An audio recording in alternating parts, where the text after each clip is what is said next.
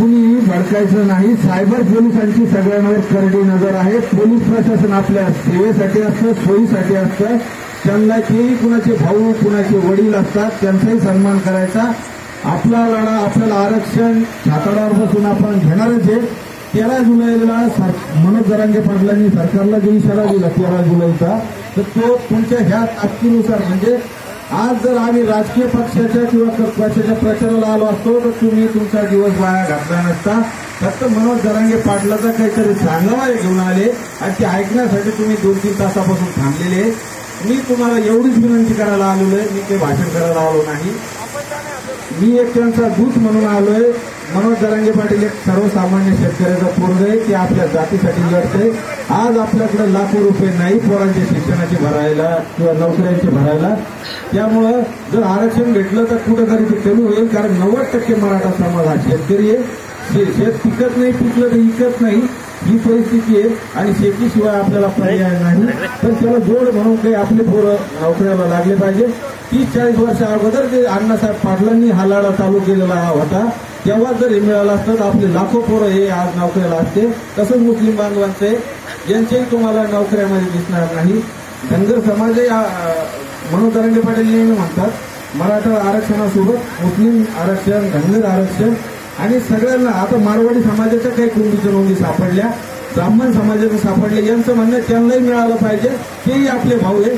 तर आपला आजपर्यंत आपला मराठा समाज हेच बघत आलेला आहे.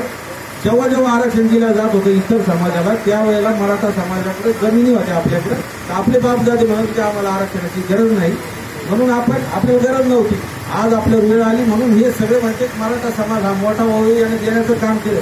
काही म्हणते राजकारणी जमात आहे, यांचे पहिल्यापासून आहे, तर मोजके 1-2% जर सोडले तर बाकीचे सगळे. पण एक आहे की फायदा झाला की राजकारण आपल्या पथ्यावर पडलेलं आहे.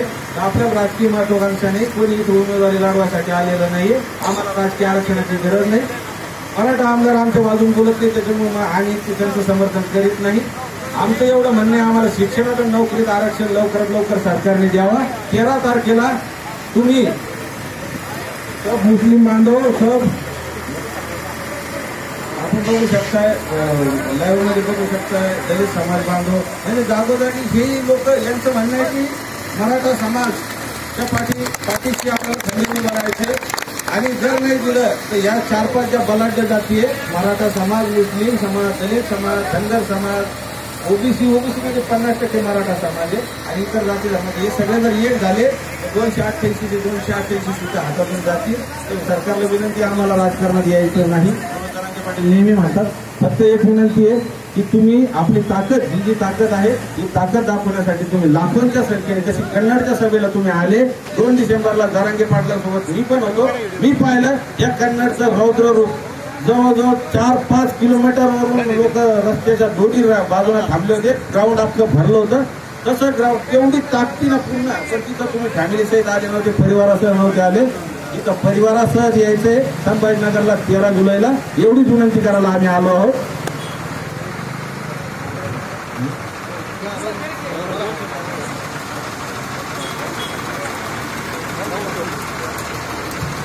आपले दलित समाज बांधव जे आहेत त्यांच्या काय भावना आहे, मुस्लिम समाज बांधव काय आहे.